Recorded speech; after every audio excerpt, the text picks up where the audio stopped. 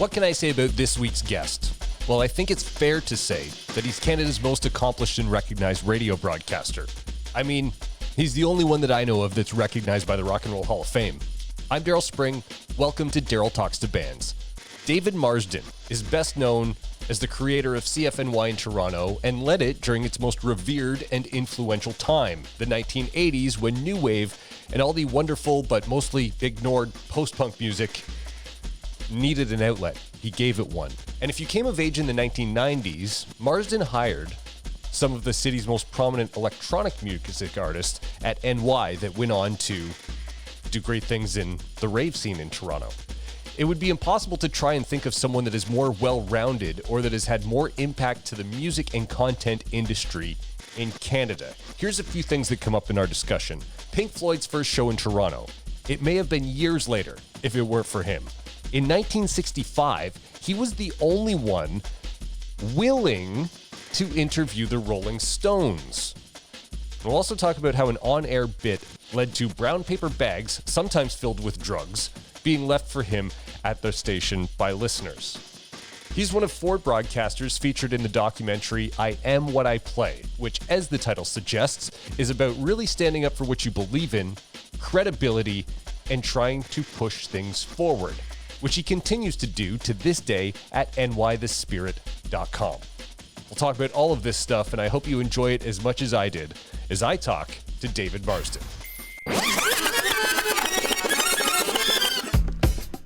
David Marsden joining me on the podcast today, of course, legendary for being the architect behind CFNY, among some other things, and now streaming at nythespirit.com. Thank you for joining me this afternoon. My pleasure, Dale. It's great to see you. You too. Now, NY The Spirit has been about 5 or 6 years in the making now? Oh, NY The Spirit, we're in our 7th year. 7th year. But yes. Weren't you one of the really early adapters of internet radio? Well, yeah, when I came back from Vancouver, as I lived in Vancouver for a decade, and when I came back here, I was a co-founder of something called Iceberg Media, and we had 12 radio stations. We had 53 disc jockeys. You couldn't even imagine that, but it's true. Yeah, that's a whole network now. I said that's an entire network now. And we had all the different formats. So we had onegroove.com, which was EDM, electronic dance music. We had Illinois, which was hip hop and all that kind of stuff. Vinyl FM was what I did, which was back in the 80s, 70s, 60s. We had a thing called the Preservatory, which you might remember the 2 Garys. One of the Garys he ran that, and it was just a way of now that Preservatory was Kevin O'Leary, and then we had Gary ran a channel where it was all live music, and we had a full camera crew would go out to clubs and so on. It was a massive event. I mean, it was huge, and we were probably 10 years ahead of ourselves. So we eventually, we just were too early for it. But it was a fantastic learning experience. Well, that's kind of been your thing, I guess, over the years, is being a little bit ahead of the curve on things, is something you've managed to do. On that one, I was too early. I mean, it was... I don't remember what year it was, probably late 90s. And so the internet audio hadn't really sprung forth.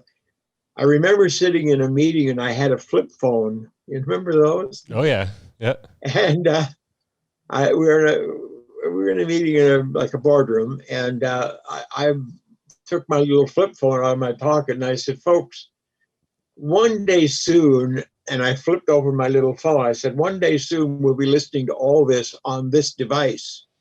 And everybody looked at me like, are you crazy? And the answer is, yes, I am, but it's okay. Yeah.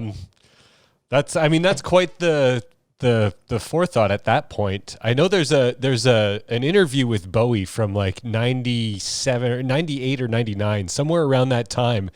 Yeah. And he talks about the impact of what the internet is going to do, both in a positive and negative way.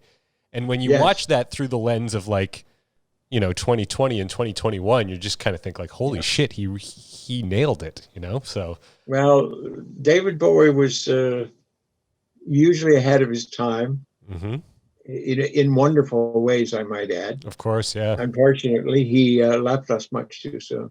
What did you think about the way that he turned his entire, like, nobody knew that he was sick, and it's like he's gone, and here's a record that is an art piece to go with his death, essentially. That is, to me, it's the most incredible end to the most incredible career. Yeah, I have to say, I mean, I'm a Bowie player and a Bowie favorite. We play a lot of him on NY the Spirit. I have a woman in Florida, when I'm doing my live shows, a woman in Florida, we call her Miss Parker.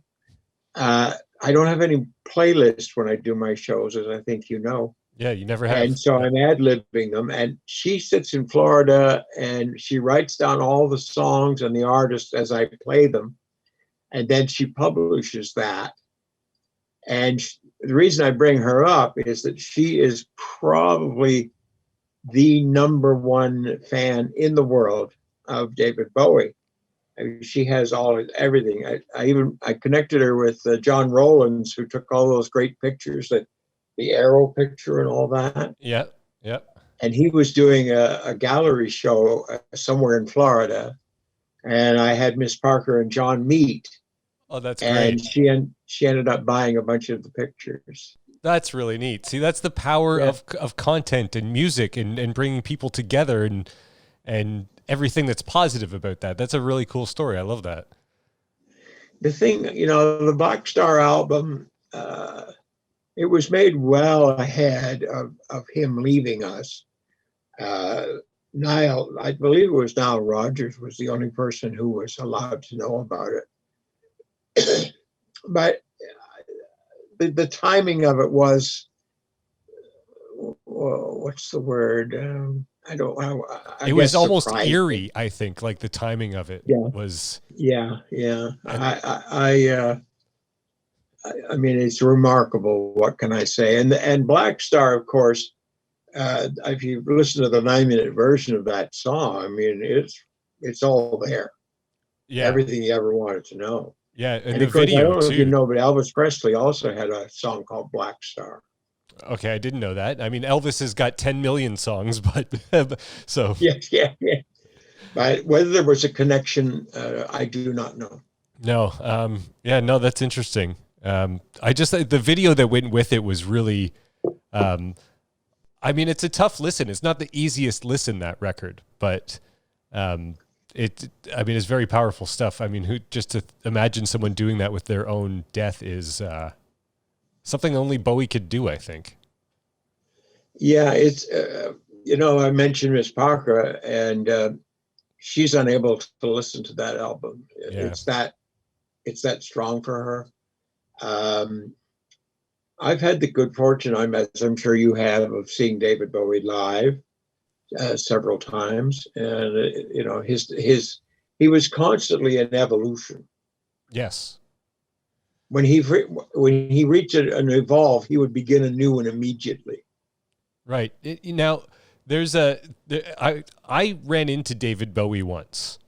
And did you? It was in Toronto, and it was when he was on the promo cycle for the Earthling record in 97. Yeah.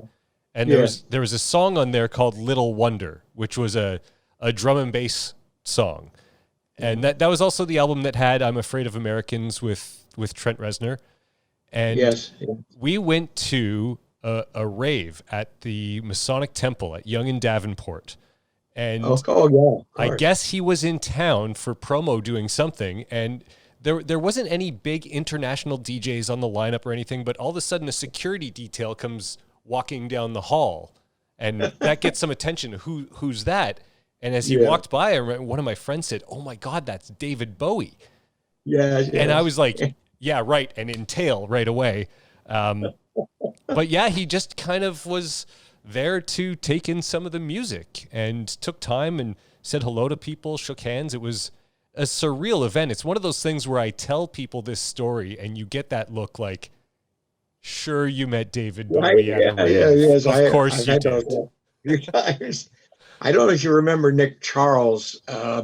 Nick was a DJ at CFNY on the weekends. He would do midnight to 6 a. But when he wasn't doing that, he was a chauffeur. And he chauffeured David Bowie and Iggy Pop together. They were together for a while. Oh, yeah. And he has stories. I won't tell them, but he had, and they're all good. Nothing bad. Yeah. Maybe you could give me his contact. We'll try to get him on the podcast at some point. That would be something. I couldn't focus on driving. I think, unfortunately, Nick has put on his wings. But I think if I were you, I'd be reaching out to Iggy. He'd be an interesting interview. Oh, absolutely. That would be a dream interview for sure. You must have interviewed Bowie over the years. I never interviewed Bowie. I spent a day with Iggy. You might remember the police picnic. Yes. Yeah. And one of those police picnics, I don't remember which one because there were three or four of them. Iggy was one of the major stars on the stage, and he was there all day. And it was a CFNY presentation, so I had a go-kart, so I could roam around the grounds. And Iggy took a liking to the go-kart, so we kind of spent the day together, riding around in this damn go-kart.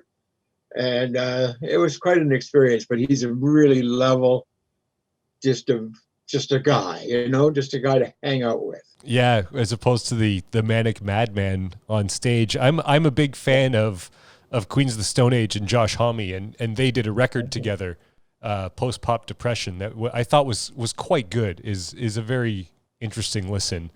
Yes, and collaboration between those two. Now, before CFNY, I wanted to ask you a little bit about this because I know some of the folklore and the stories, but I want to hear it. I want to hear it from you. All right. With the free form style of radio that you were doing there in the early days of Chum FM. Now, from what I heard, you would sometimes mix songs, but not even play songs in their entirety. You could go from like the Stones into jazz and then transition back into other things. Tell me a little bit about that and how it worked. Well, it's funny. I was in Montreal at CKGM and CKGM FM, and I was on the AM side. And a guy came in from Boston to kind of be the overseer of it all. And he asked me, he said, would you like to do a show on FM? And by then I'd reached my hippie stage. Okay. And the idea of getting away from playing the Fifth Dimension so much was like very appealing to me. And when I went home, I was listening to the music that wasn't on the radio at that time. Sure.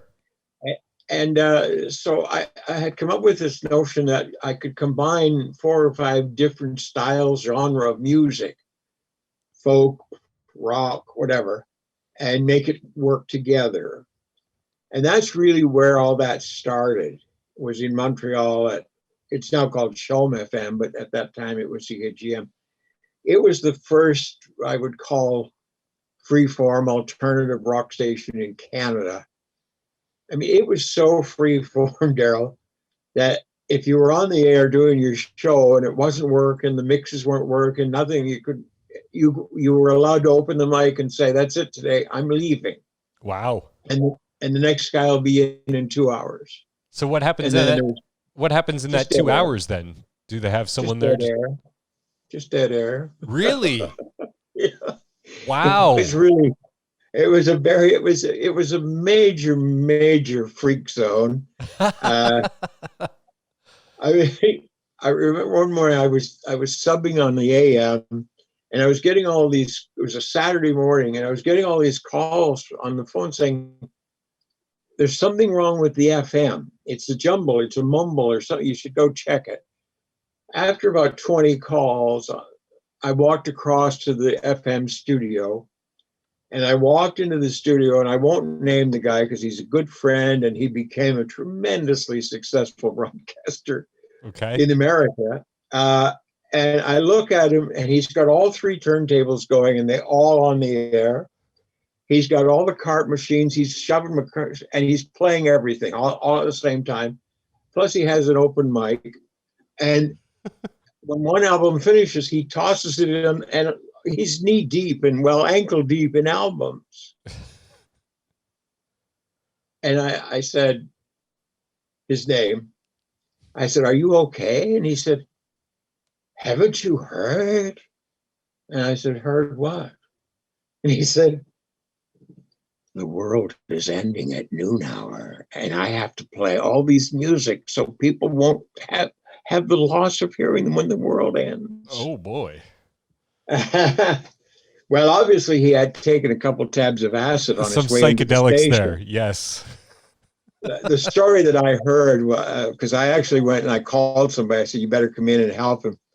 The story that I heard was that as he was leaving home that Saturday morning around 4 or 5 in the morning, as he walked out the door, a friend stuck a couple of tabs of acid on his tongue and whispered to him, "The world is ending at noon." Oh my gosh. And by the time he had reached the station, that had overtaken him, and he really was in a state of it. But those, I mean, it's, I remember interviewing Joe Cocker once, and the studio at CKGM FM was here. Then the sofas and the couches were behind the announcer. So you'd have to talk to the microphone, and then the interviewer would answer without actually seeing your face. It was rather complicated. Yeah, that's not ideal. No, and I was asking, Cocker, what about this? And I turn around, and he's nodding his head, like, yes. And I'm like, "Joe, this is radio. They can't see you nodding your head. You actually have to speak." But he was also pretty ripped. So there are lots of those good stories. But when I got to Chum FM, I did that. I'm still doing that. Even on my shows now, I'll have 3 or 4 different things happening at the same time. And there'll be spoken word and so on and so forth. What amazes me the most, Daryl, is that I meet people all the time, and there are people who are members of In By the Spirit, and we have a chat room. I have a chat room when I'm doing my show, and they will remind me of mixes that I did at Chum FM. But see, that's something that people retain that. It's incredible. Yeah, because I mean, I had tapes. I used to record certain radio shows as a kid, and a lot of it for me, and I'm going to ask you about some of this stuff in a little bit as well, was the late night stuff that happened on CFNY. A lot of the stuff that had to do with Chris Shepherd and Deadly Headley. Yeah.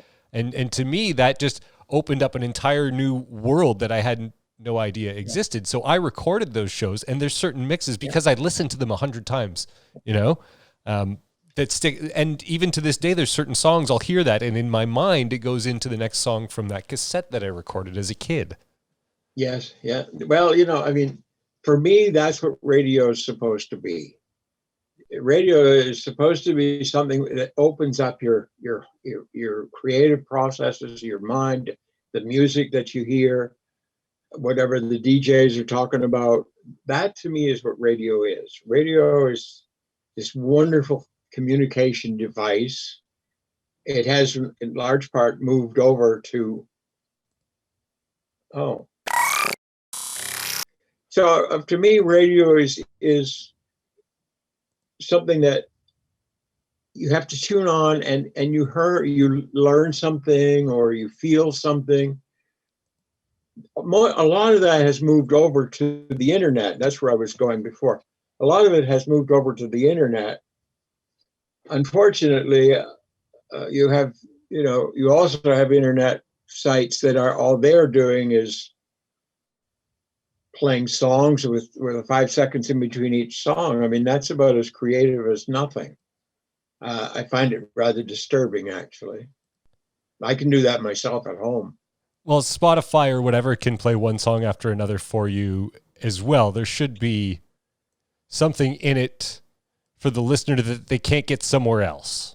I think that's the main thing, right? The thing is, I mean, it was Spotify I was thinking about. Last FM did try some stuff. There's a guy out in California. He has something called Paradise Radio, but it also is just songs. They're curated. I would hope. I can't say they absolutely are, but I mean, in our stream on nythespirit.com, what we're doing is our stream is heavily curated. You can listen for 2 days, for 48 hours, and never hear the same song twice. So with nythespirit.com, it's heavily curated. It's a lot of the CFMY material that nobody's playing, but it's also a whole bunch of new music that nobody's playing. Yes.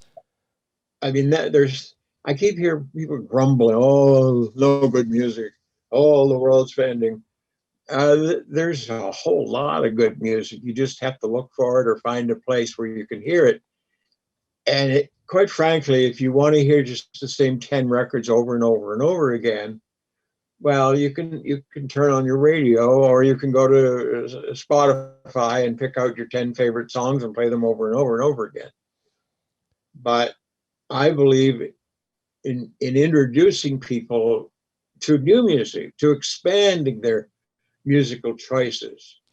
I mean, on Sunday nights, for example, I do an hour or so of real heavy duty blues, and it's going over really well. People are loving it, and it's music they're going, wow, I never thought I'd like the blues, and by gosh, I do. So that's where I think radio has to be, or at least not just radio, because nobody. Do you have a radio at your house? I do not have a radio at my house. I do, just because I like the aesthetic of old equipment. So I have an old Pioneer receiver that I hook my turntables up to. That's funny. But well, I do have a radio in my bedroom, but it's an internet radio. So I can listen local, or I can listen from London, England.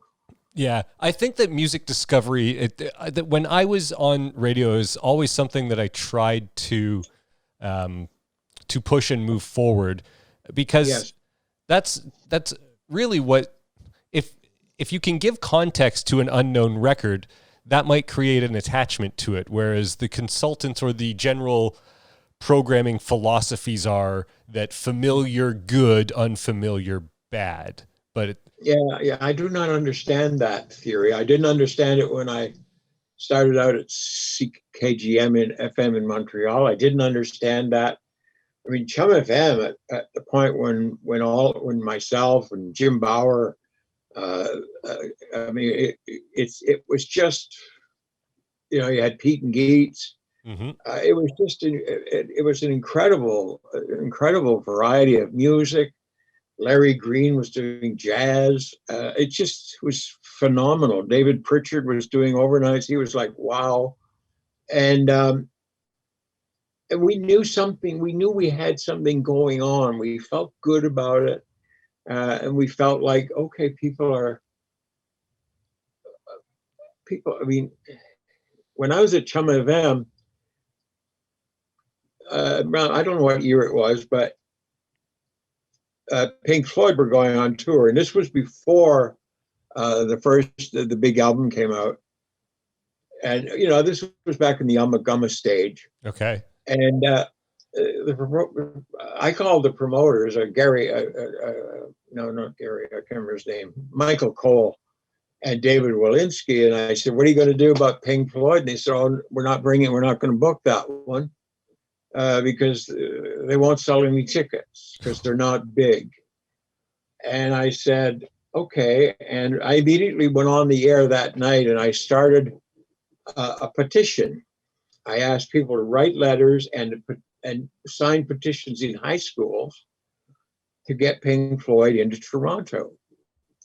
And it was unbelievable what happened. I mean, there were just tens of thousands of signatures. There were Sure. Yeah.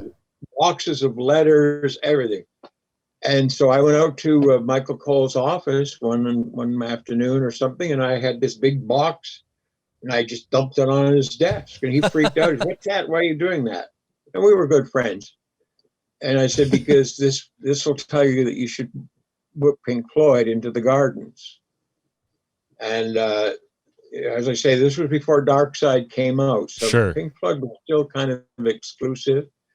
And so he called me a couple of days later. He said, "Okay, we're going to take the chance on this, but if it doesn't work, Marsden, you're going to owe us a lot of money for the loss."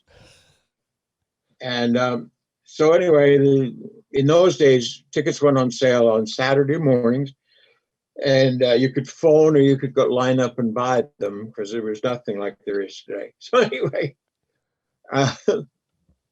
I'm at home. It's Saturday morning. It's about 20 after 10, and my phone rings. I'm still in bed sleeping.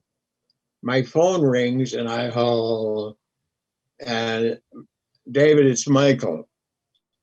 And he said, "About Pink Floyd." And I said, "Oh, Jesus, please don't tell me nobody bought a ticket." Because I knew he'd really razz me for it. And I said, "So what's up?" And he said, "Tickets have been on sale for 20 minutes. And I said, "Yes." He said, "There aren't any left. It's sold out." In 20 minutes. Yeah. In those days, too, when there's no internet doing it, that's cash Okay. in till. It was like magic. And then I had the distinct pleasure of playing Dark Side on the radio for the first time anywhere in the world.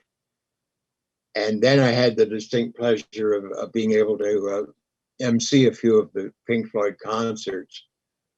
And I think everybody knows I'm a big Pink Floyd fan. But that was the changes that were brought about. I mean, we could have kept playing The Fifth Dimension over and over and over again, but Sure. we decided to play Pink Floyd. I remember, Daryl, I was in an FM. AM in those days was playing music. It was like top 40 stuff. Sure. And Jimi Hendrix died. And I remember we were all in the FM going, "Wow, what should we do?" Because AM was playing Jimi Hendrix, and he was thought of as top 40 because of Purple Haze. And so the question was, should we play him? We never played him on FM before because he was considered top 40. And those, again, are changes because... Yeah, that seems odd to me.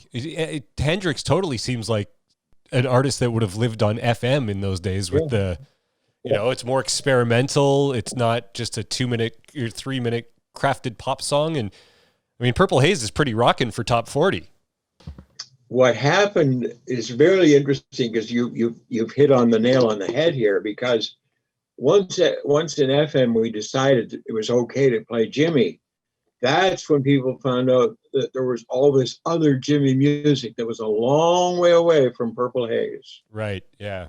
But it was FM that brought that. And that to me is, as I talk about radio, whether it's internet radio or local radio, that's what radio should be doing, is bringing listeners into new dimensions, into new music, into new ideas.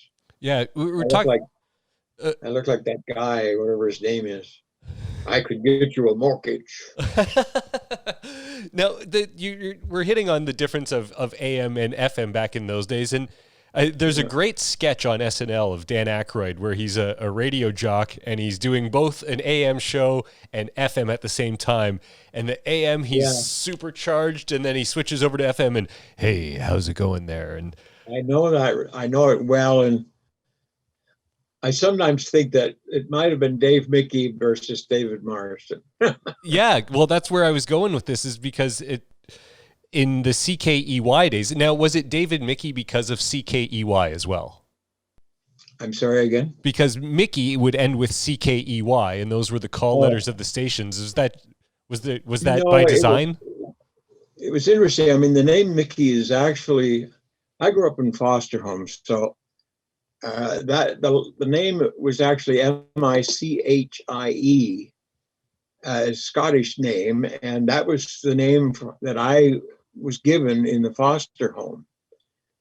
But when I moved from St. Thomas to CKEY, they said, well, everybody will call it Mitchie, which in fact people did, but it was actually Mickey with a Scottish accent. And so that's how it became Michie, Mickey. And I was fine with that.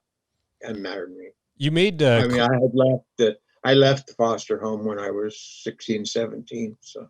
And once you leave the foster home and get into radio, then you're just you're out on your own from then on moving forward. I left home when I was, as I say, I think I was 17, but I traveled south. I had a band that Ronnie Hawkins, we opened for Ronnie Hawkins a couple of times.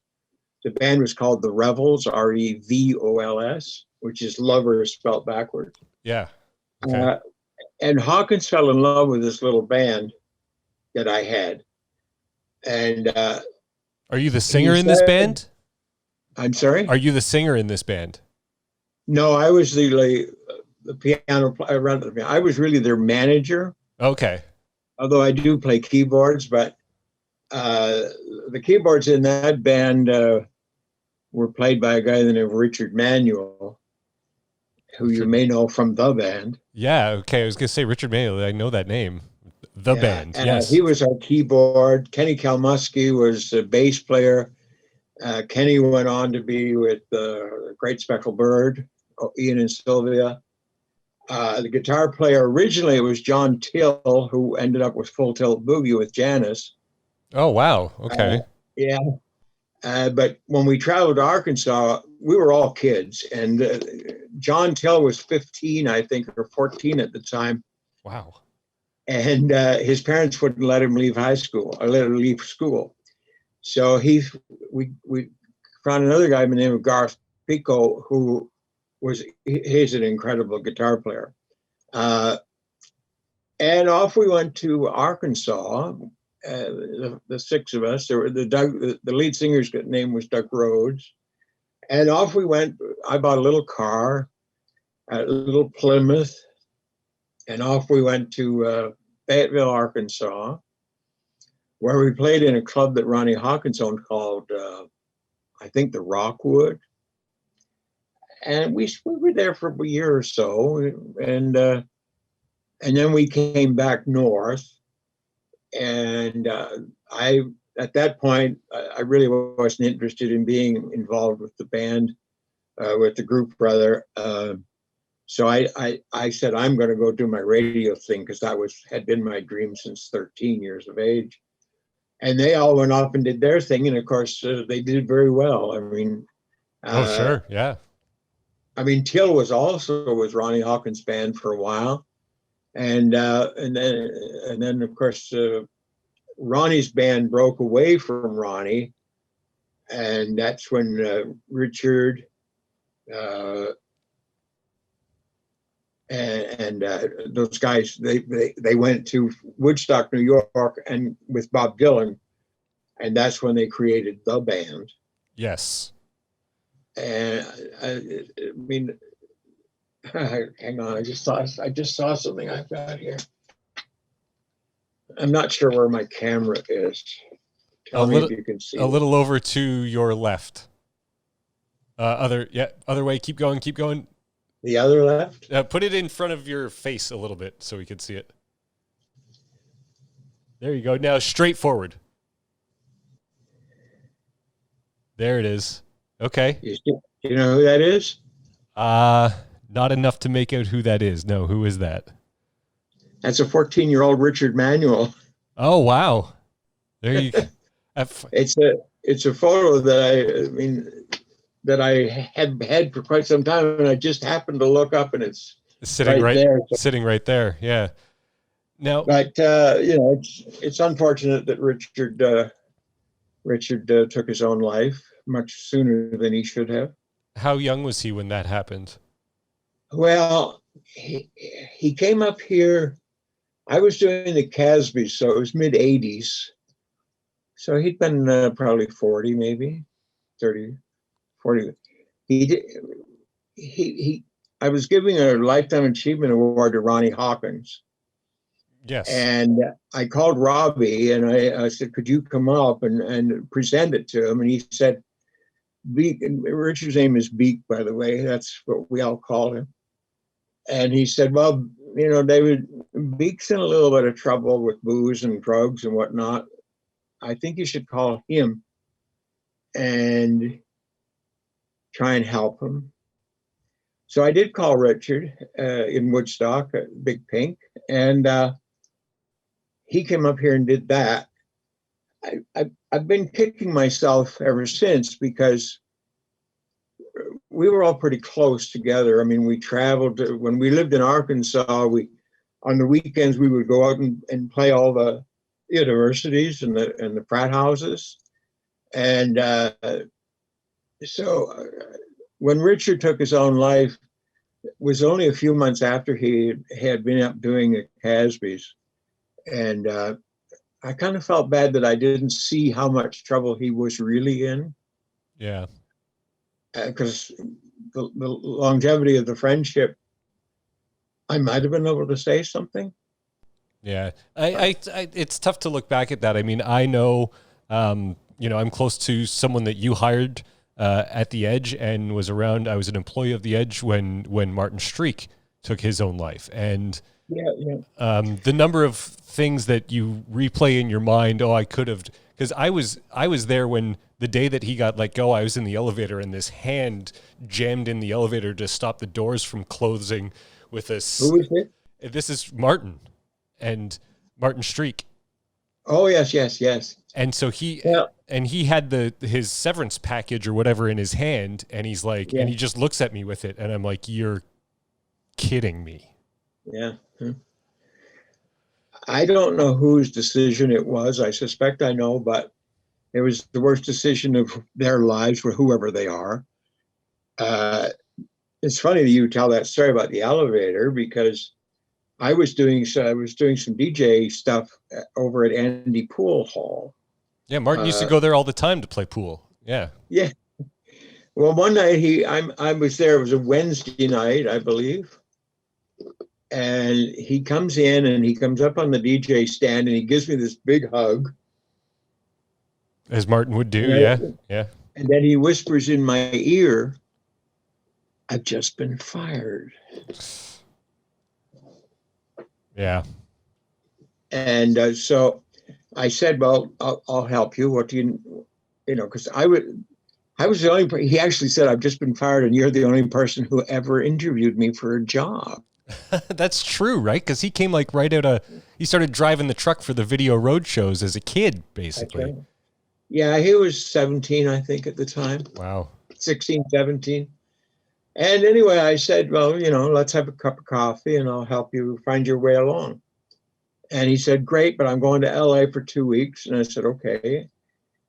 He came back from LA. We talked probably on the day before. He seemed fine on the phone. We said, we'll meet up, we'll have coffee and I'll help you get back in. And the next day he took his own life. So that trip that he took to LA, we had talked a little bit before that trip because that year I was going to Vegas with a couple friends. And this was right around July 1st that I knew it was around that time that we were there. And I was texting with Martin and it's like, oh, you're going to be there. I'm going to Vegas. And it turned out he was leaving a few hours before I arrived. And by the time, just before I was about to get on the plane to come home is when I got the phone call and found out about it. So I always look back around that time, like we were just like ships passing in the night through Vegas there. And And by the time I came home, he was gone. It was crushing. Yeah. Yeah, I had known Martin for a long time. Well, I hired him when he was 16 or 17. Again, I didn't see it. We talked on the phone when he came back from LA. I did not hear or see anything that suggested for a moment that he was in total despair. No, yeah. He was an incredible performer. And the funny thing is, as you said, he was hired to drive that 5-ton truck for the roadshow. Mm-hmm. And then he turned himself into an incredible on-air personality. Absolutely. That guy was charisma and the ad libs and just the presence that he had on a microphone was second to none. Yeah. The weekend after he left us, I did a 5-hour show in his memory. Yes, I have a copy of that show, in fact. Yeah. It's still on the internet. People can just Google Martin Street and my name, and it'll come up. Yes. The whole 5 hours. I think it's on, isn't it? It's on Mike's website, I think, isn't it? I think it might be, yeah. Toronto Mike.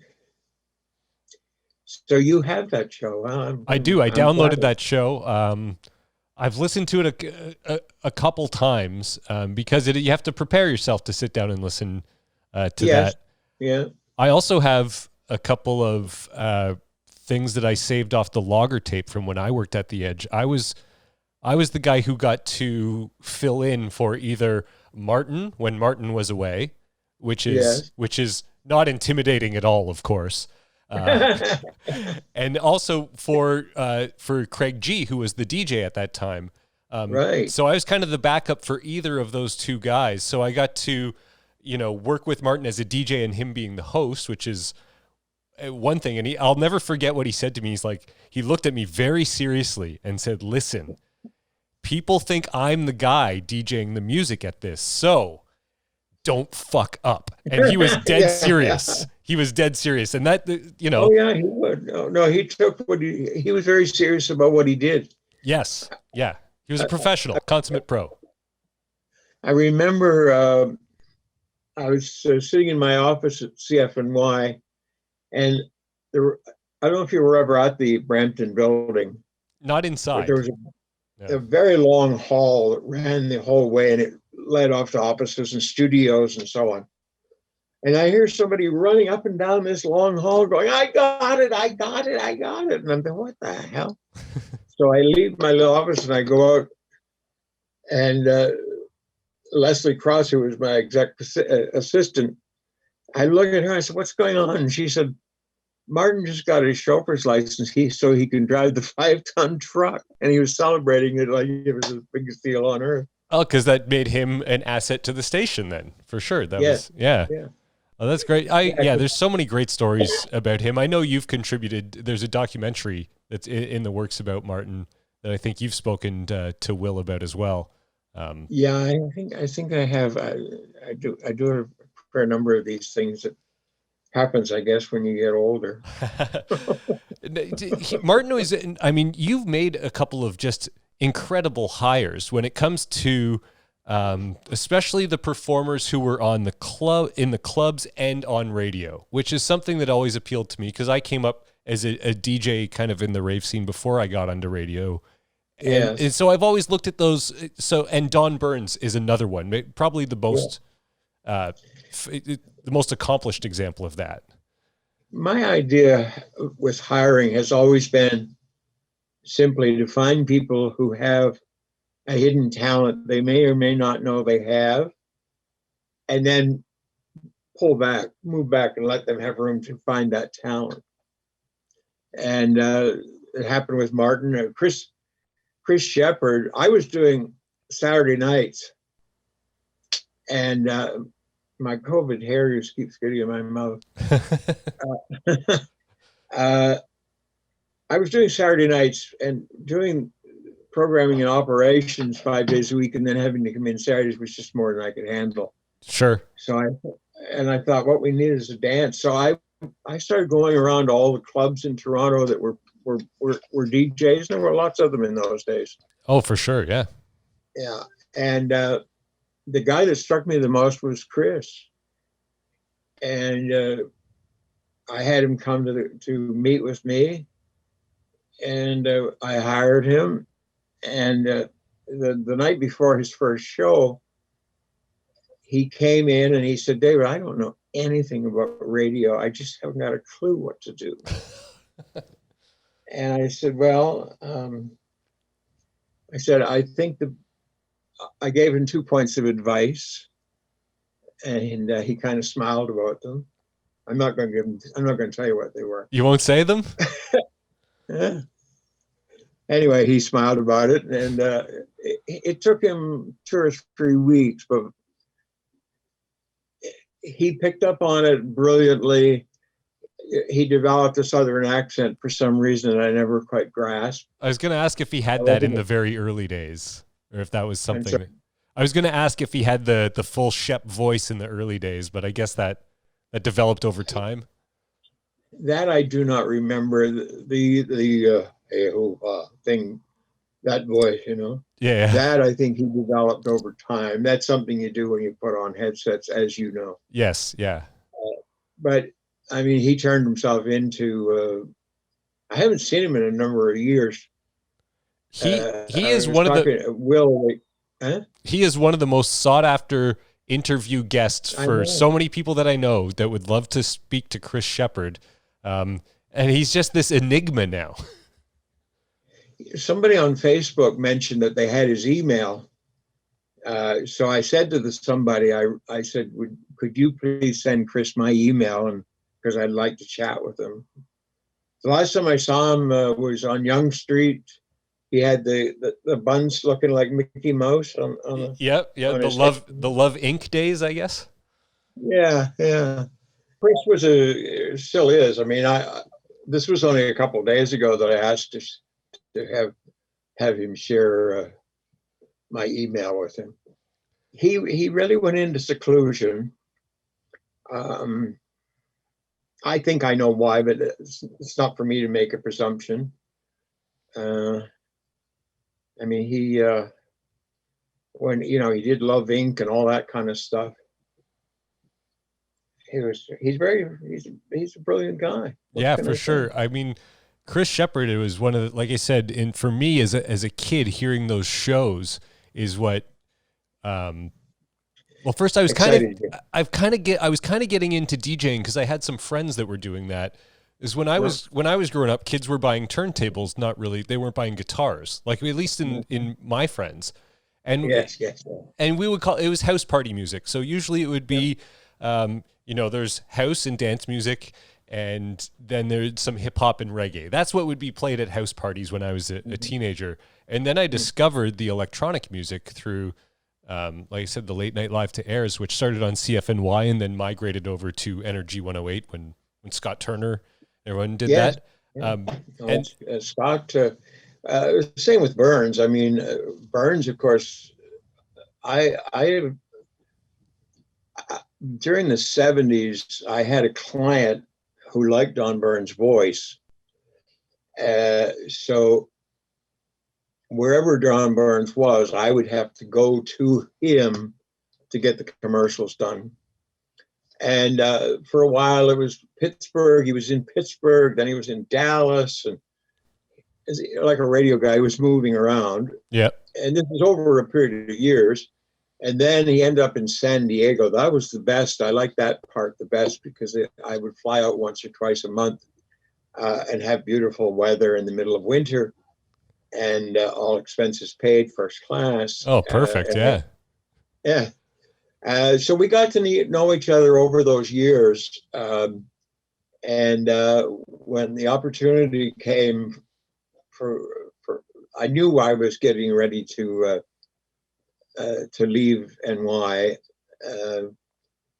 And so I brought him in, and he basically was an assistant to me for about a year, because Bill Hutton, who was probably the greatest boss anyone would ever have anywhere, anytime, I wanted to leave, and he said, David, we need another year. So I stayed for another year, tried to teach Don the ropes, as it were.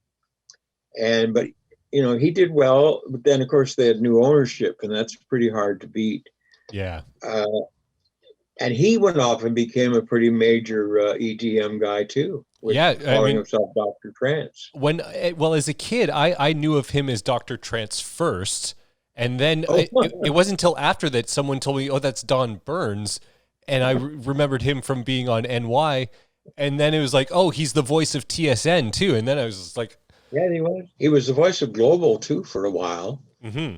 He had an incredible voice. I mean." Monster pipes. He's another one. He's another one who left us far too soon. Yeah. He was a very talented club DJ as well. Yes, he was great on air. Very personal. When I left NY, that's when I moved to Vancouver, because I had created a television show I called it Pilot One, and the CBC bought it, but they wanted to do it anywhere but Toronto. So I picked Vancouver as a beautiful city, and I lived there for 10 years, and then I came back here. And Burns at that time was still doing what did he call them? He had a name for them, some kind of cosmic name for the raves when he did them. I can't remember what he called it. It was like Oxygen or something like that. I don't know if you remember that. I'm not sure. I know that he was involved in a company called Effective was one of his promotion companies. Yeah, I can't remember. There was it had something to do with like oxygen. It was nitrous. It doesn't matter. Nitrous? Huh? Was it nitrous? Nitrous, was that what it was? Yeah, maybe. That was one of the earlier kind of promoters of the the raves and the all night dance music scene. Could have been that. Well, he was doing them in warehouses where he didn't have permission to do them. Yeah. I went to a couple of his raves. He did one I believe wasn't the government, but it was down in that area. And Ice-T was the DJ for the night. I can't remember. Oh, I wish my camera was still running because I'm on the flyer for that event. I DJ'd that event. The one. You're kidding. No, I did. Oh, my goodness. Yeah, if my camera was running, I have one. It's too bad that something went wrong with the settings here. What happened to your camera? I don't know. It froze, and then when I tried to start it up again, I was getting a message about changing something in the settings, and I didn't want to interrupt our chat. But yeah, I was on that flyer. I remember that event well. I got to play. It took me so long to get my monitor up for you. What the hell? at that party. Where was that at the government? That was at the Better Living Center at the C&E grounds. Better Living Center. Okay, yeah. Well, I mean, he, when I had Iceberg, I started up a dance channel, EDM dance channel. I mentioned it earlier, called OneGroove.com. Yeah. And guess who was the guy in charge? Two guys in charge, both of whom you probably already know. Do you know who it was? It was Don Burns. And was it Mystic Mike? Was he the other guy involved? No, it was Headley. Oh, Headley Jones. Okay, of course. Headley was, Don was like the program director, and Headley was the music director. Mm-hmm. And, there's another great talent that came out of CFNY, Headley. Oh, yeah, for sure. Talent. Yeah, he was great talent. He's great. He's quite the photographer now. I follow him I see him on social media. His Burning Man photos, and I think he's in Vegas or something like that, but incredible work. I think he's in Vegas now. He was in, I think somewhere in LA, Palisades maybe. I can't remember, and then for some reason, he recently, I think within the last year or so, he moved to, but he's completely out of, he and I've chatted a few times, and he's completely out of the music business or out of the music area. Yeah. But he's a hell of a good photographer. He is, for sure. I mean, those are all. Did you hired him as well then?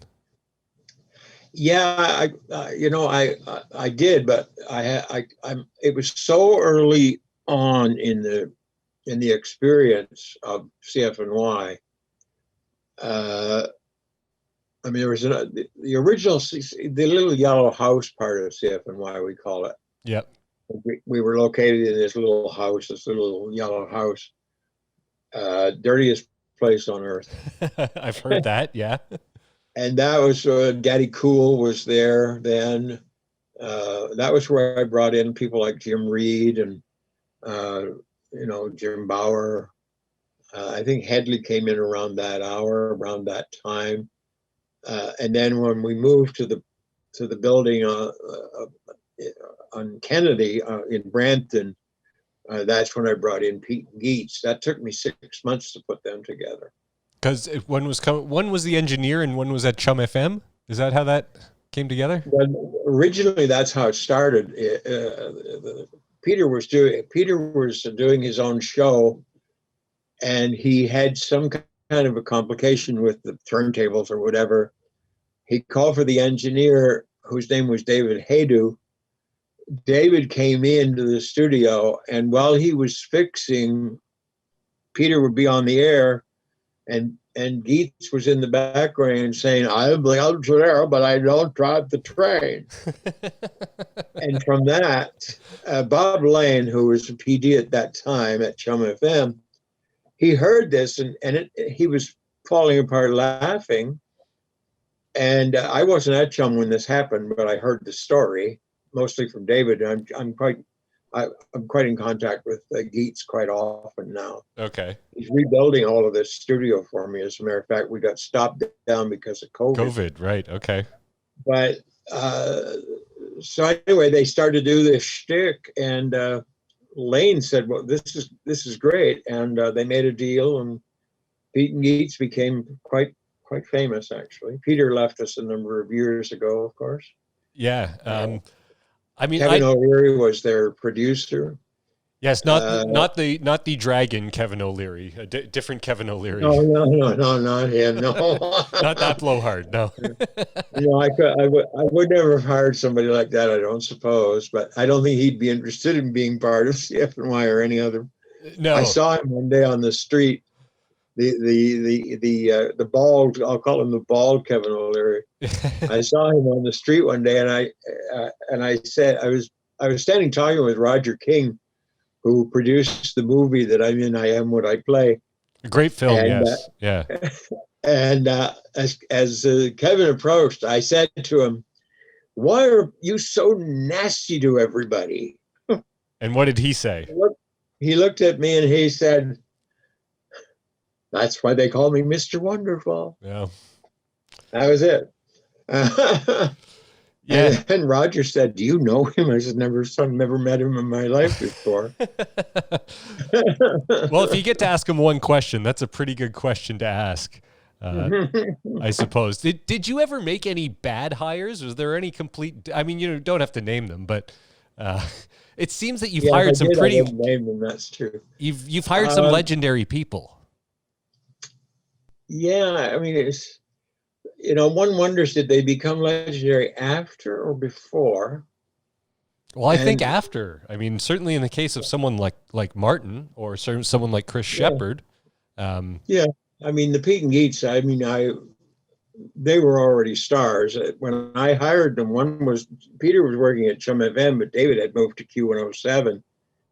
And they didn't speak. Mind you, they rarely spent time together when they were on the air. Sometimes great shows are like that.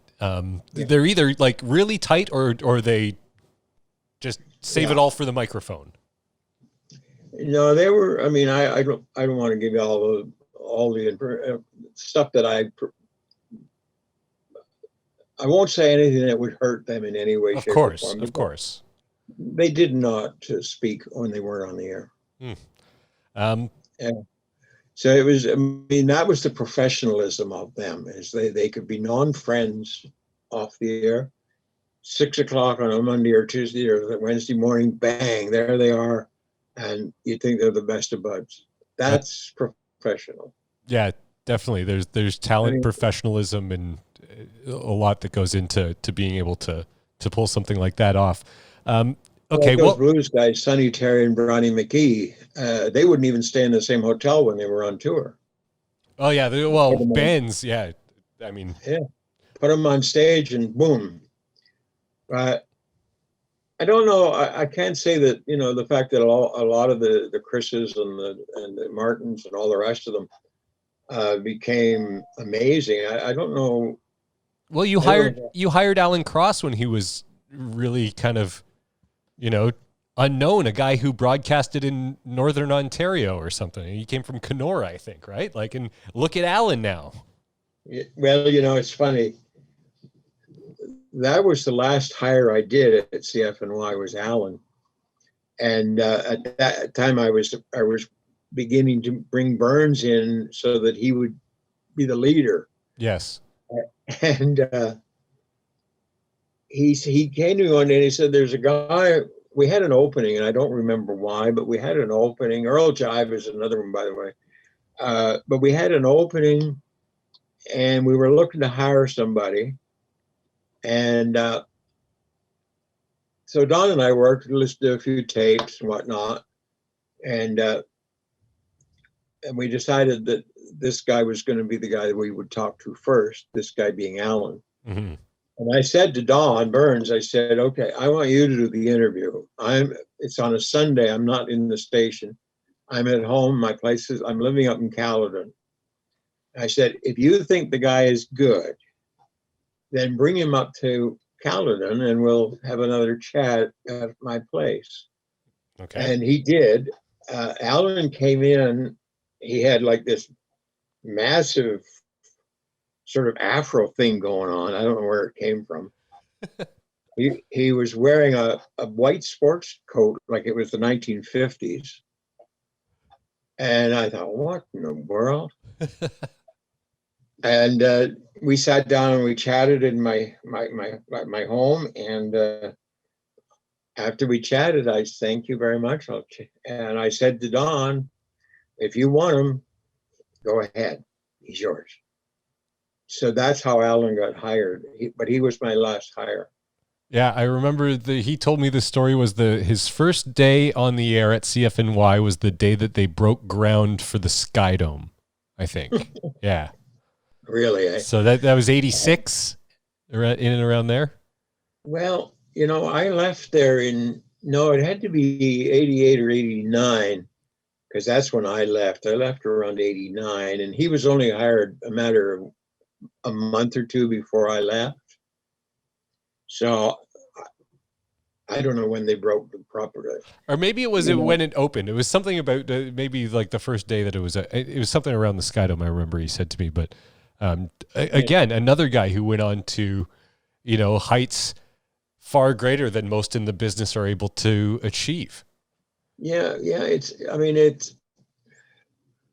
I've always believed that, if you find people and you believe they're creative, or you believe that they, whatever it is it takes, whether it's a creative as an engineer, whether it's a creative, somebody who writes code, or whether it's an on-air DJ, and there aren't any of those around much anymore, not at the level of Pete and Geets or Earl Jive, Jim Reed, Martin. Yeah. There aren't too many of those left. And that for me is the sad part. But are you doing any air work now? No, I'm doing the podcast now, and I'm starting to get into the business of helping people produce and get their podcasts off the ground as well. So I'm jumping into digital with both feet. Yeah. That's great, because I think that's the future. I really, it saddens me, because I've talked to a couple of broadcasters, I say, you could be doing things on the internet. I'm not going to tell you my ideas right now, though. No, yeah. You could be doing ideas and about what you already do, but you can go somewhere with that. And they'll look at me like, "Oh, no, nobody listens to anything like that on the internet." How many times have you heard that in your life and then proved people wrong? I think that's how you built your career, was proving guys like that wrong. That's funny that you say that, but thank you. It's true, though. Like, what is it? I read that Chum FM, here's the playlist, and you said, "No, thank you, this is not for me." That is a true story. Bob Lane was the manager and PD at Chum FM. I learned so much from Bob Lane. He gets a standing ovation from me. But Chum moved him on out to Winnipeg for reasons that I will never understand. I think that they really didn't believe that what we were doing was with the free forum and everything. I don't think the upper people at Chum believed that it had a lifetime. So they brought Duff Roman in, and Duff Roman and I are friends. And I walk in the station, and I think it was on a Monday, and I'm in the mailroom checking my mail, and he walks in and says, "Here's your playlist." And I said, "What's a playlist?" And he said, "Well, this is the music you're going to play on your show tonight." Oh, I don't think so. I don't know. I don't need a playlist. I'm doing just fine, thank you. Yeah.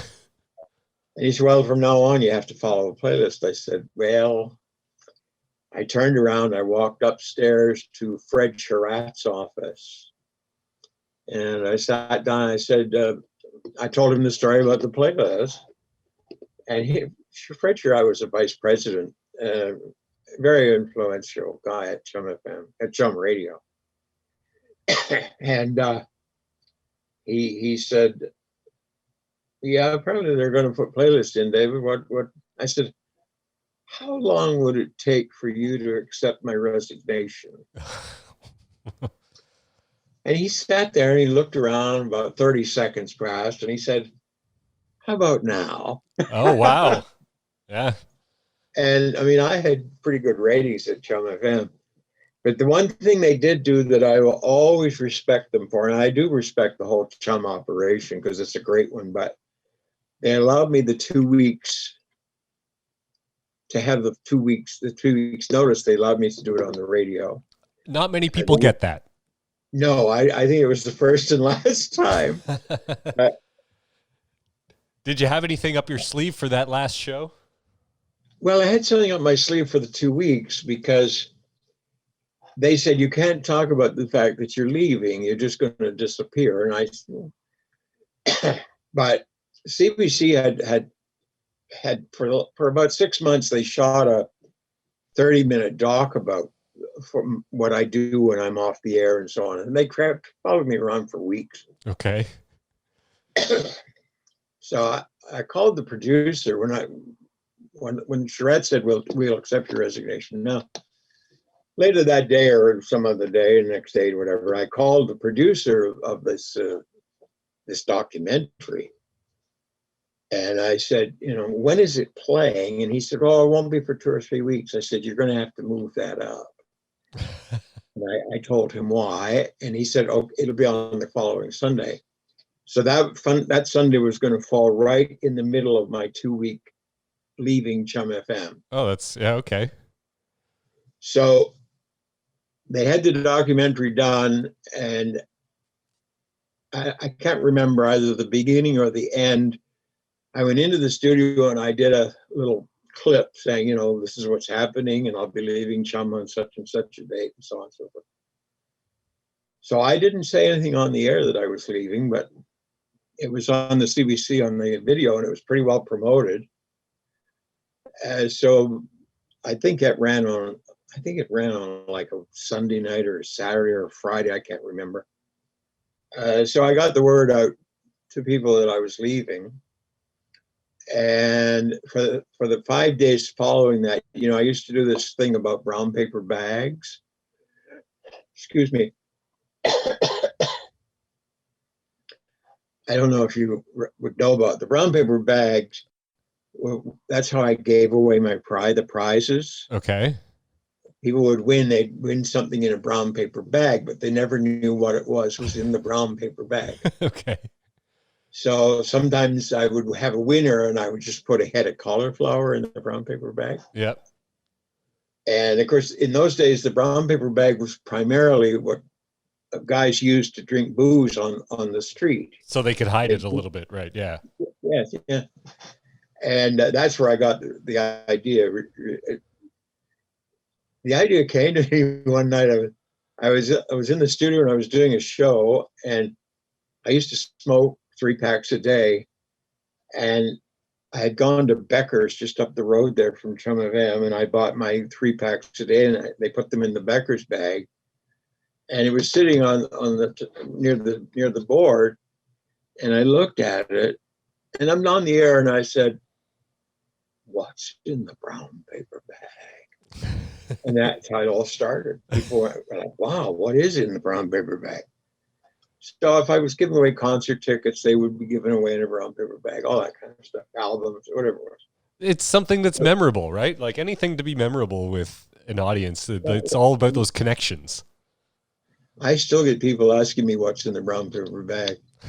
But the final week at Chum FM, every day I would come in and the entire lobby area would be full of brown paper bags people were bringing to me as gifts. So lots of drugs and oh, really? They just drop them off at the station? yeah, they had the big, and every day it happened. I'd come in and there'd be like 50, 60 brown paper bags filling the foyer of Chum Radio. I think they were thinking, God, well, I would be glad when he's leaving. Well, they only had another week to go, I guess, at that point. Exactly. And the final night, the Saturday night, I was doing 6 to 10, 6 to 10, 6p to 10p. And when I came out of the station, there was just this huge crowd of people almost blocking off Yonge Street. And these are the moments in a career that you never forget because sure, the people are saying thank you, and it's pretty powerful. I still get overwhelmed by it when I think about it. It's powerful stuff, and when the fans are talking back to you, that's what really makes it something else. That's what makes it exciting. That's what makes it worth doing. For sure. I grew up down the street from John Donaby, who I guess you would have worked with in the Chum days. I think John was doing middays when I was there. I still talk quite often. Yeah, like I always knew, like my dad would, it's just as a little kid, my dad would say, because he would be on like the route that I went trick or treating as like a little kid, and he would always, my dad would tell me, oh, he's, Mr. Donaby's on the radio, Mr. Donaby interviewed John Lennon. Yes, like wow. Yeah.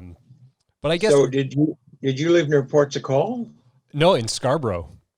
Oh, you were in Scarborough. Oh, it's home, you mean? Yeah. No, this is a stone's throw from the Scarborough Town Center, which Scarborough's not as bad as everyone kind of makes it out to be. But I've never thought anything about that. I mean, I could tell you a John Donaby story if you'd like. Sure.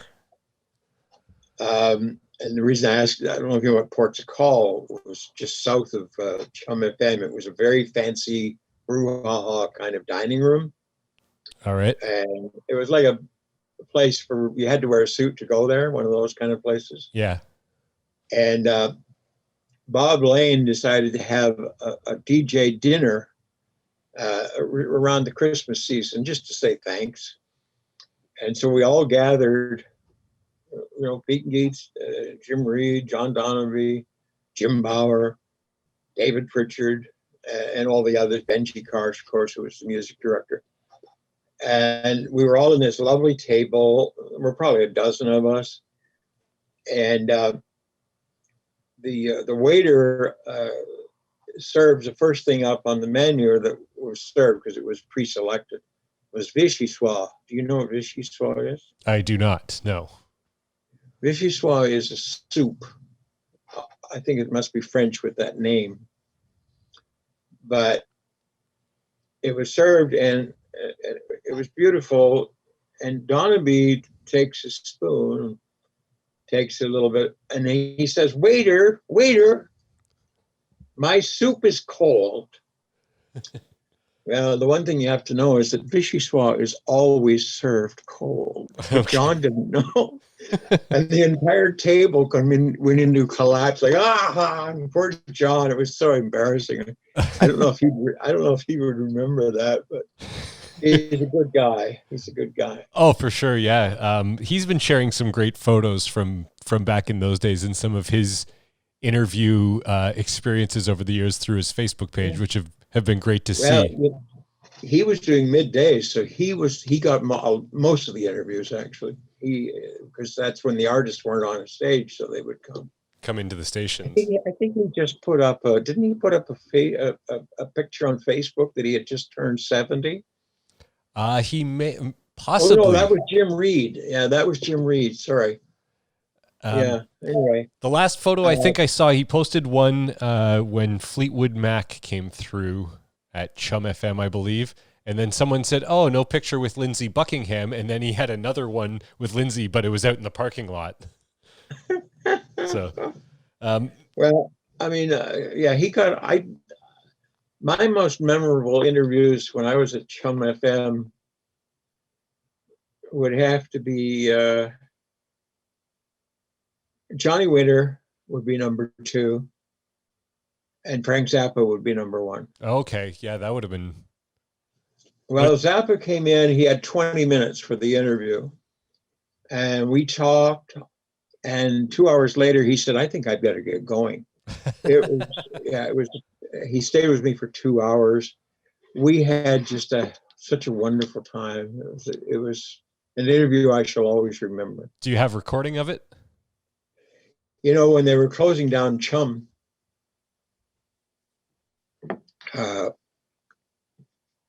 when Bell was about to take it over. Yes. Doug Thompson went in there, and he went through all the files, all the tapes, everything. And this was only a couple of years back. And I don't know if you're on Facebook, but Doug Thompson is constantly posting things that he's saved from Chum FM experience. Oh, okay, no, I haven't seen any of that, but I'm sure it's very interesting. Doug was head of production when he was there. So he saved all this stuff. But I said, "Dougie, if you ever find the Frank Zappa interview, I would be beside myself to have it." And the problem came with the fact that there were all these 10-inch reels, of 1/4-inch tape. And the problem was that if you even knocked one of them against a door or whatever while moving it, it disintegrated. Disintegrated. And that's what happened to the Frank Zappa interview. That's too bad. I mean, reels were we had an assignment on reel when I took radio in college.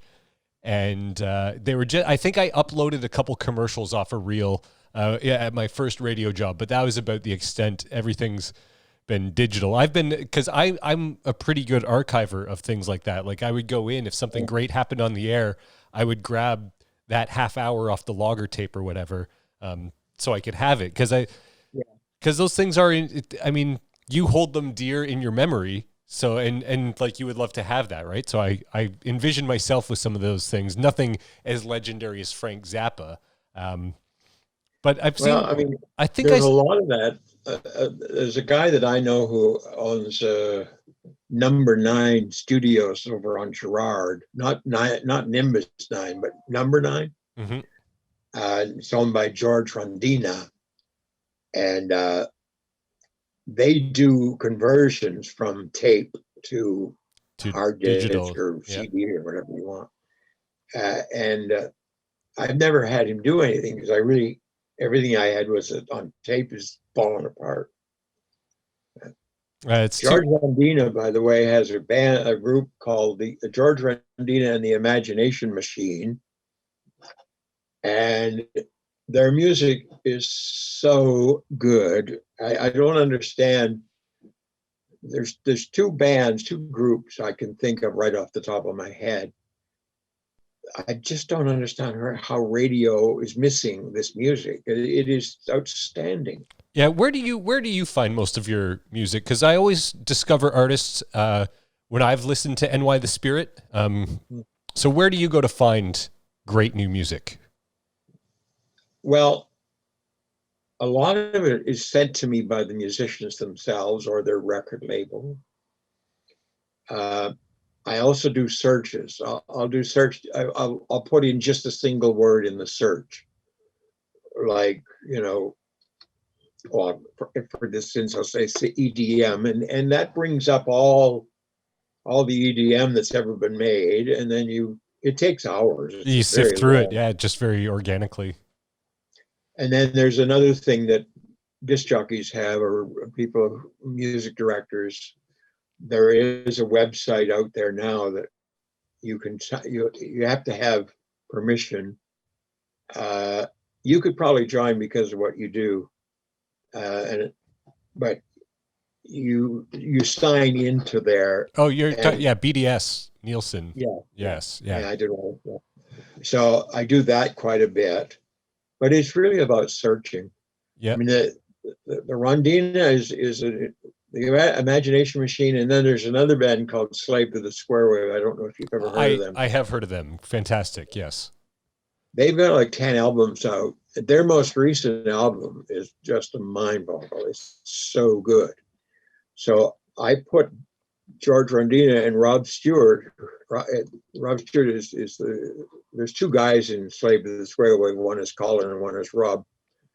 Rob has a beautiful studio in his home, and of course George Rondina has this fantastic, 8-room studio at Gerard. I think it's Gerard and Dundas.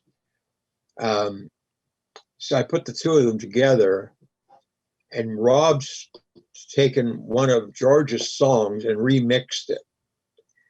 And most of George's stuff is ethereal and very kind of Pink Floydish, atmospheric. Yeah. Yeah. So Rob took one of George's songs and remixed it with this incredible heavy duty beat. And it's mind boggling. It's just, I play it on the show and the chat room goes crazy whenever I do. That's always great when I find when you get a reaction off a song like that. That's, that's just a great feeling, where you're, especially if you genuinely love the song too, and people also connect with it. Over the years, I was going to say over the years you've done, we talked on a little bit of the interviews and stuff like that. I saw a picture recently from the CKEY days, a very young David Mickey interviewing a very young Mick Jagger. Oh yes. That's actually all. That pictures have been on the net for quite a while. I think it's Mick, Keith, and myself. I think. And what do you know? Do you remember what year that was? I'm going to guess it was somewhere in the 63 to 65 era. So this is the Stones at their most influential. There's some people who would say that they don't pay attention to anything from the Stones after like 71, 72. But when you get into those early days, do you realize the significance of the Rolling Stones when you're talking to them at that point? I have to tell you, I don't remember the interview that much, but I do remember is they were in town and their press agent put out the word for people to interview them. And I was the only guy. Everybody else said, "Oh, they smell. Oh, they're dirty." Oh no. Because at that time the Beatles were all clean and polished. Sure, yeah, and they were scary. Were like, yeah. Well, they don't even bathe. Have you not heard? They don't even bathe. But I was the only one who actually said yes. I'd like to interview them. Could you imagine that now, right? Like, yeah. Well, those pictures that you see, those are done backstage at Maple Leaf Gardens. You'll notice that all of us, and there's 3 of us in the picture, I think, and we're all wearing Beatle boots. Mm-hmm. that tells you what time it was. It was, I'm guessing 64, 65, but I don't really remember. And you're very clean cut, wearing like one of the broadcasters all had to wear jackets and blazers and stuff back then. Yeah, with the station.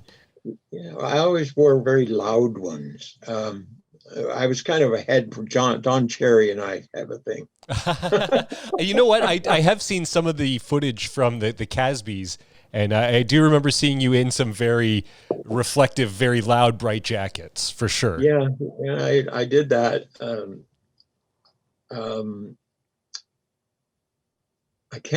trying to remember some of the Casby ones. I suppose the one, the some kind of animal skin. I don't know, is it leopard? Okay. Leopard, yeah. And then another time, and I only remember these because I see the pictures. I think I wore like a really flaming bright pink jacket. That's the one that I'm thinking of. Yeah, I've seen that photo. Yeah. I don't know why I did that, but as I said, Don Cherry copied me, I guess. Slightly different guys, but an appreciation for loud jackets.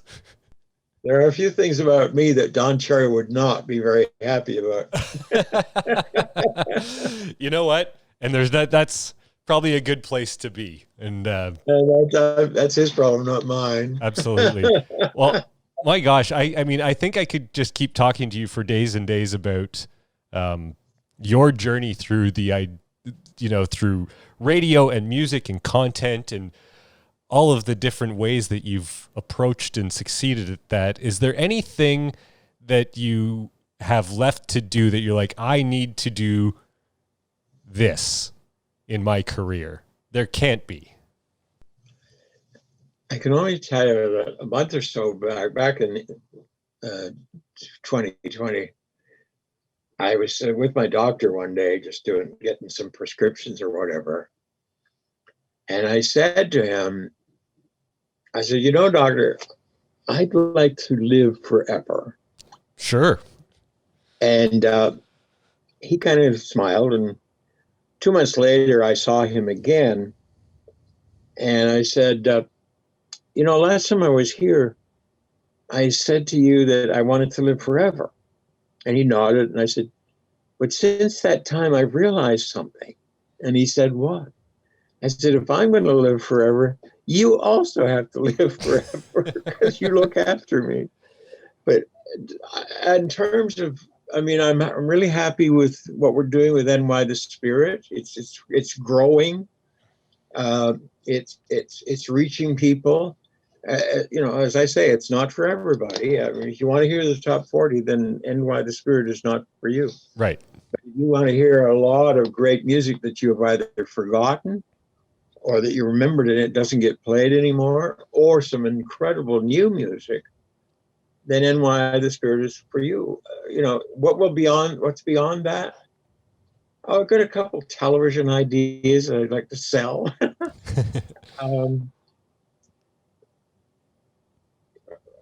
A long time ago, I studied, when I was in transition from Dave Mickey to David Marsden, I studied a lot of religions, trying to find where I stood, where I was, why I'm here.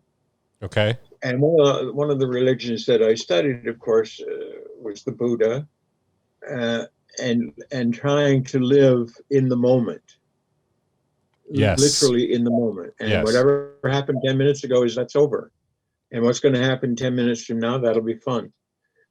It's a very rewarding way to live, but it's also a very difficult way to live, especially when you've got things like COVID happening and people are just, but I do tend to try and live in the moment. So tomorrow I might have a whole new thought on that, but for now, that's how I feel. And I do want to live at least till I'm 100. However, if I'm in some kind of bed and I've got wires up to me, pull the plug, because I don't want to go that. I'm only happy when I'm active and when I've got things to do. Yeah. as we all are, by the Yeah, way. of course. I don't have exclusive on that. Well, I have no doubt that you'll be around much longer, as I've complimented you on your hair before, and even in COVID, it is thick and healthy, and maybe back to your days of being an FM DJ. Well, I mean, I've also started to grow the beard, but the problem I've discovered is it doesn't show as much because it's gray. What the hell's that about? But yeah, I am telling people that I'm going back to being a hippie. There you go. You're entitled to Let me do whatever start you like. smoking grass. Huh? You're entitled to do whatever you like. If you want to be a long-haired, dope-smoking FM DJ, by gosh, you go for it. I haven't smoked dope in a long, long, long time. I don't know. I think one night I had one of those like, oh my God, where am I going trips? Okay, and that was it. But back in the day, of course, I used to love my acid and I used to love my smoke, but now I love music. I love talking, obviously. Mm-hmm. I love telling stories. And I love the fact that people like Daryl Spring would call me up and say, can we talk?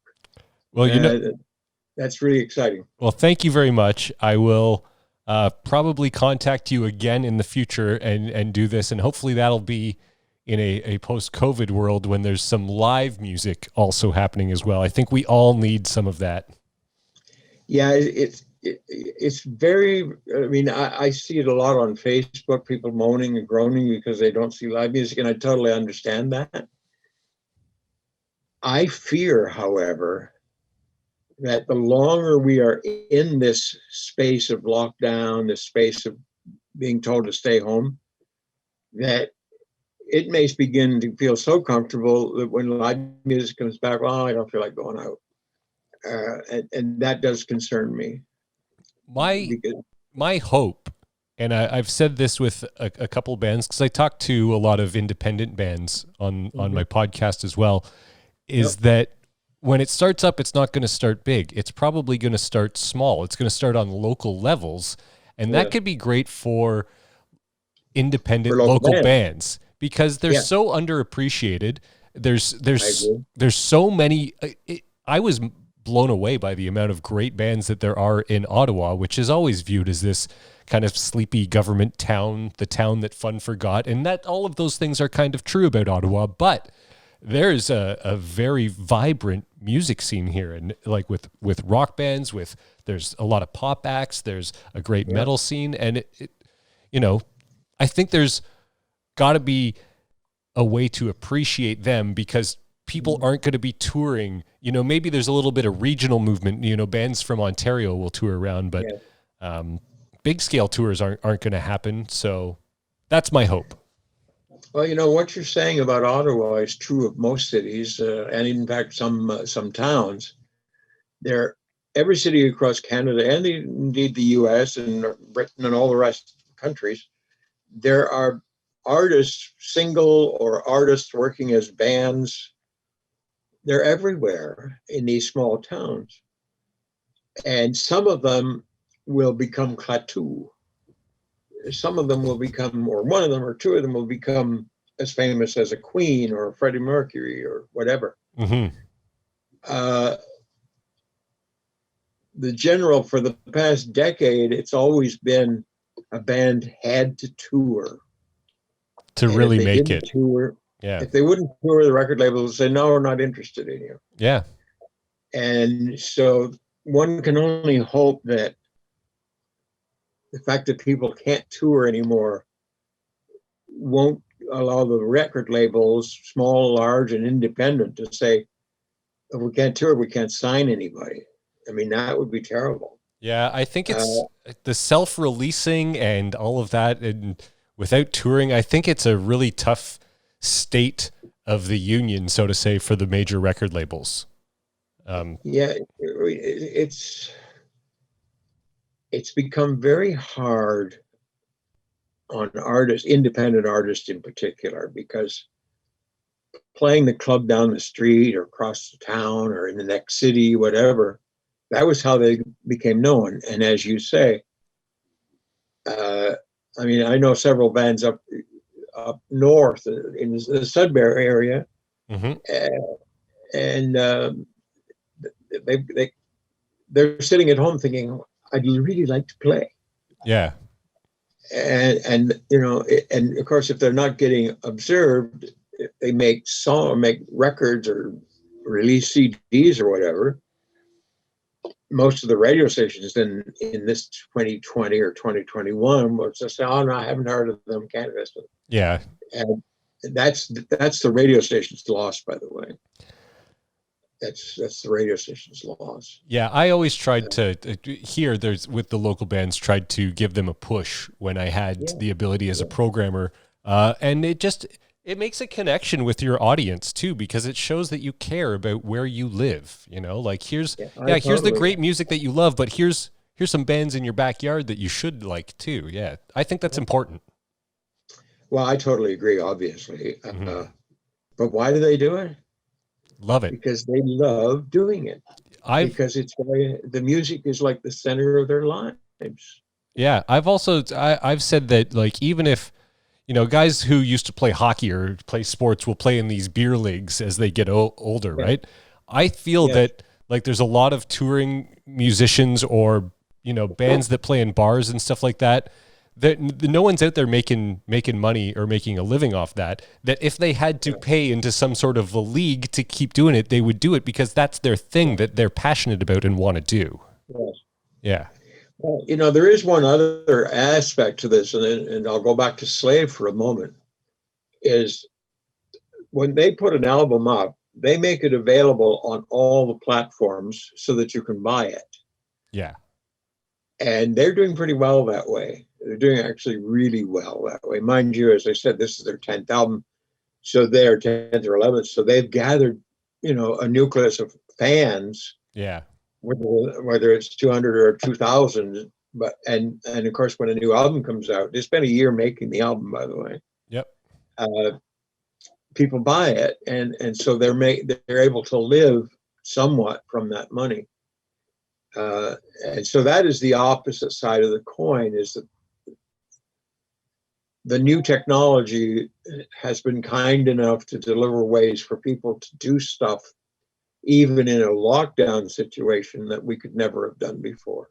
Yeah, a challenge like this, I said, has presented some opportunities to do things that never would have come up if you weren't in a pandemic type of situation. Right. And yes, it's the pandemic, but it's also the new technology. Yes, the combination of those two, right? Yeah, because if this were, you know, even the 80s or even mid 90s, when you're like pre-internet, none of those opportunities are there. Yeah. But yeah, it's in the old days, you had to go knock on the radio station door and say, "Please, could you listen to my song?" Yeah, and people did that, but you know, one of the only radio stations that actually listened was called CFNY. Yeah. Yeah, or Chum FM even back in the day when you had people like Dominic Triano and those guys making great music, George Oliver, all those guys. But the internet has allowed a little bit of opportunity. The biggest problem with that, the greatest way to advertise, and you know this doing a podcast, is word of mouth. Sure. Nothing can beat word of mouth. Right. However, it's also the slowest way to get the word out.